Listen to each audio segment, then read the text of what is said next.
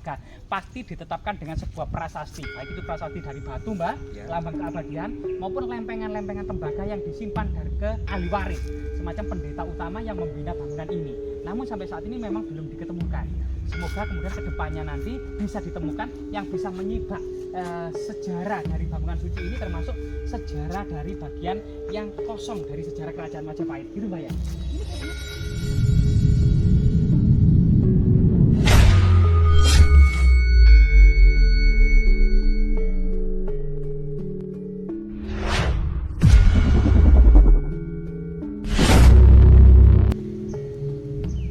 Oke teman-teman ya, kali ini kita berada di Dusun Kademangan, Kecamatan Belandu.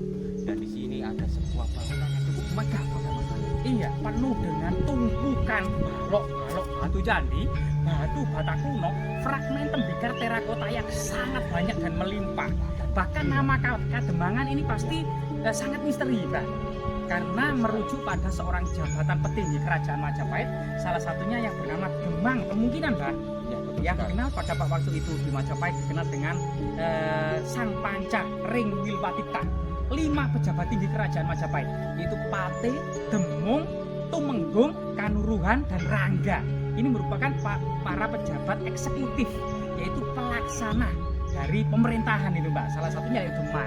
Kemudian Kademangan itu adalah tempat duduk atau tempat petinggi Majapahit yang bernama seorang Demang. Nah, coba kita lihat apakah ini istana Demang atau candi Mbak ya. Jadi kita jadi penasaran. Kita lihat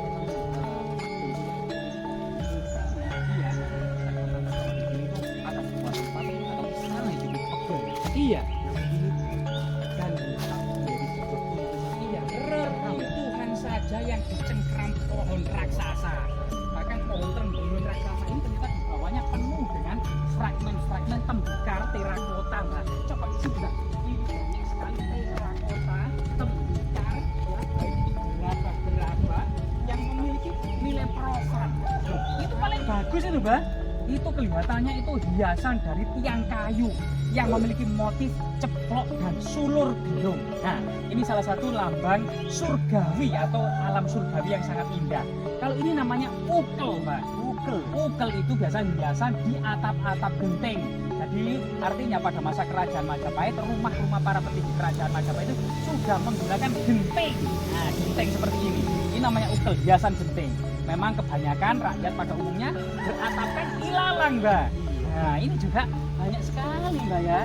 Nah, ini juga ini kelihatannya wadah mangkok air, nah, atau mangkok tembikar. Ini apa ini, Mbak? Enggak tahu.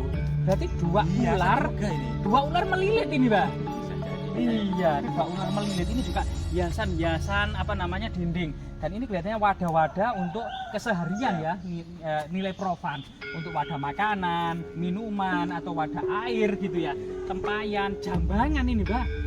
Iya, bahkan nilai motif-motif jambangan saja ini banyak ya yang bermotif seperti ini ya. Nah, ini kayak motif pastel. Iya, motif pastel ini, Mbak ya. Nah, ini motif pastel banyak sekali tembikar terakota yang itu merupakan sebagaimana cita rasa peradaban yang sangat tinggi, Mbak ya. Coba kita melihat struktur yang sangat misteri ini, Mbak ya. Nah, ini penuh dengan batu bata kuno yang dicengkram akar pohon raksasa. Balok batu candinya, Mbak. Ini sangat keras, Mbak ya. Ada batu karang. Loh, ada batu karang, teman-teman. Artinya di sini itu ternyata material bangunan suci ini terdiri dari boulder, batu gundul. Batu karang ini kan batu gundul yang dengan injak-injak ini, Mbak. Ya, ini batu gundul ini batu gundul seperti ini.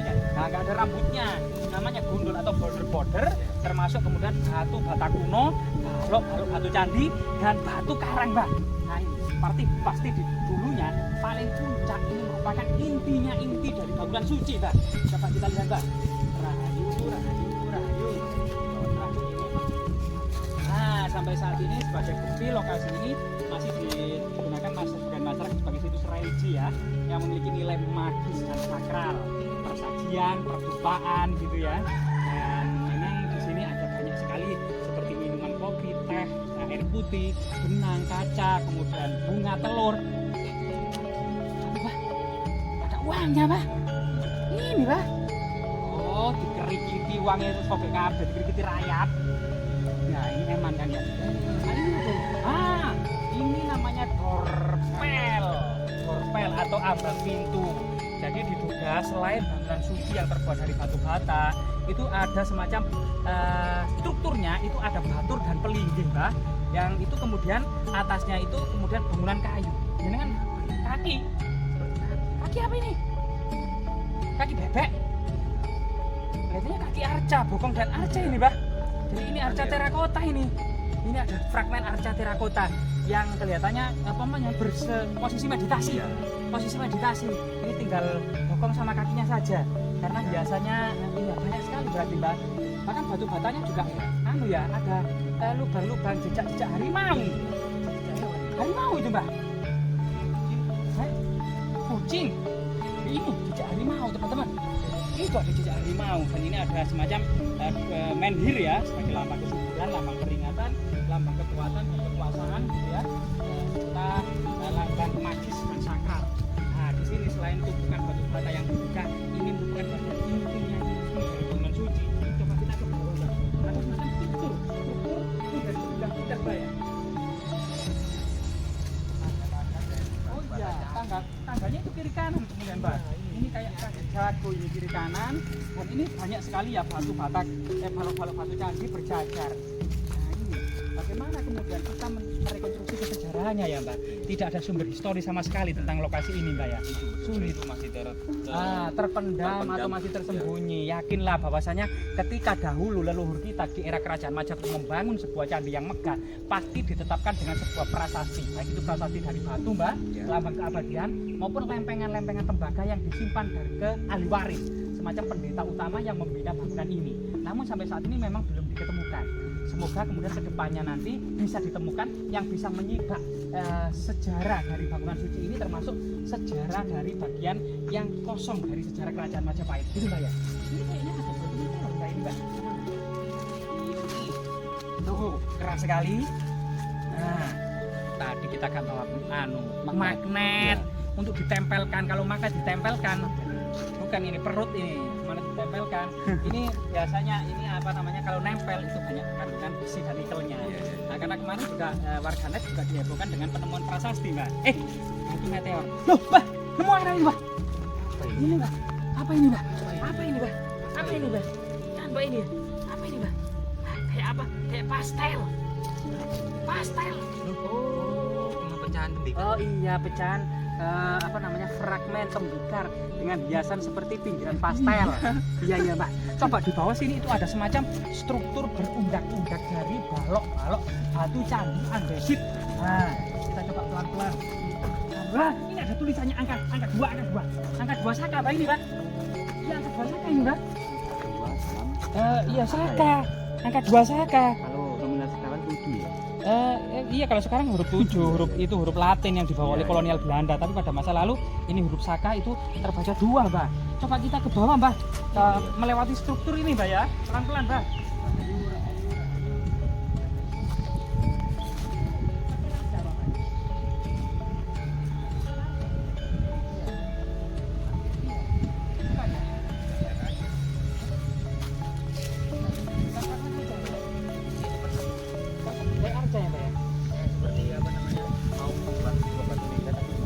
Nggak jadi ya, Pak. Iya mungkin, atau harga yang tidak haus ya. Termasuk di sini juga banyak sekali kalau batu candi ya, batu bata kuno. Nah, di sini ada tembok, Pak. Coba kita kajian tembok kuno ini atau talut ini, Pak. Nah, ini menurut Mbak ini tembok asli apa ini buatan baru, Mbak?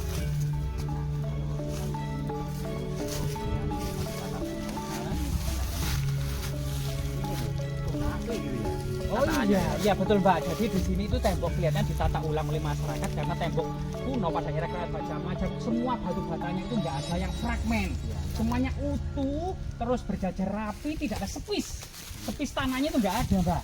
Kalau ini penuh dengan sepis dan ternyata digunakan fragmen batu bata kuno. Jadi kelihatannya tembok ini tidak asli pada masa lalu ya.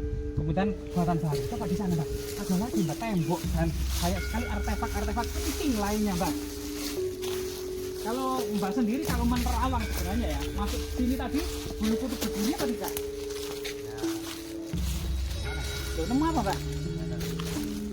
Agak aneh juga ya. Warnanya bentuknya loh. Ini mungkin batu bata yang pembakarannya kematangan ya, terlalu matang. batu batanya sangat besar Mbak ya di sini Mbak. Dan ini ternyata batu batanya itu bervariasi. Iya. Kita lihat ada yang Oh iya ternyata iya, batu batanya itu sangat bervariasi Mbak. Ini kemungkinan memang gotong royong masyarakat zaman dulu dari berbagai daerah gitu ya, itu membakar di daerah masing-masing tanpa ada kesepakatan tebalnya Ukuran, seperti ya. apa sesuai dengan kemampuan desa masing-masing, kemudian diboyong ke sini Mbak, untuk kemudian digunakan material untuk membangun candi yang besar dan megah ini. Ini salah satu kearifan lokal pada waktu itu ya, nilai gotong royong ada di tengah masyarakat. Nah ini Mbak. Nah, ini sampai saat ini memang struktur ini belum pernah diekskavasi. Kemungkinan banyak sekali harta karun yang masih terbenam di dalamnya, termasuk prasasti. Bagaimana kita mengacu pada penggalian ekskavasi situs Lemekan ya. Ternyata di dalam tengah dari situs itu di sebuah lubang tertentu ada prasasti, namanya prasasti Lemekan tahun 930 Masehi. Nah, ini. Jadi kita lihat sekali, ternyata kalau lihat gitu ya, materialnya tidak hanya batu bata kuno yang sangat banyak gitu ya, kalau batu candi termasuk batu boulder dan batu karang-karang yang banyak ya, seperti ini batu karang Mbak ya. Ini artinya memang dahulu diduga dahulu memang di sini ada sebuah bangunan ya, entah itu istana, entah itu bangunan suci, masih belum banyak interpretasi dari para sejarah ya. Sulit untuk memecahkan karena keterbatasan sumber historis gitu ya.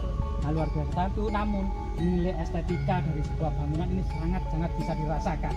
Keindahannya, semangat hidupnya, kemegahannya.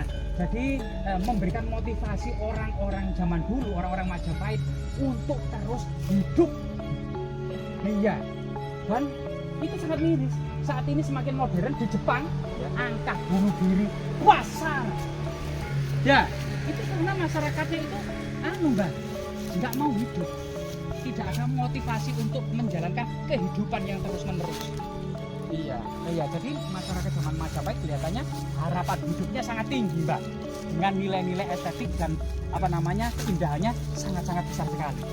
Sudah Mbak ya, cukup ya Mbak. Kapan-kapan kita lanjutkan lagi ya, dari segi mistis dan dari segi yang lainnya.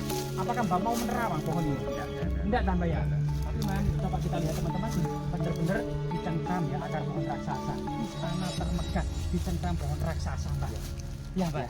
Luar biasa sekali ya penelusuran kita hari ini tentang sebuah tempat yang dulunya mungkin tempat yang sangat megah dan ini menjadi hanya tumpukan batu bata kuno dan dicengkram batu, akar yang pohon dicengkram akar pohon raksasa. Ya, semoga bermanfaat ya, sampai jumpa di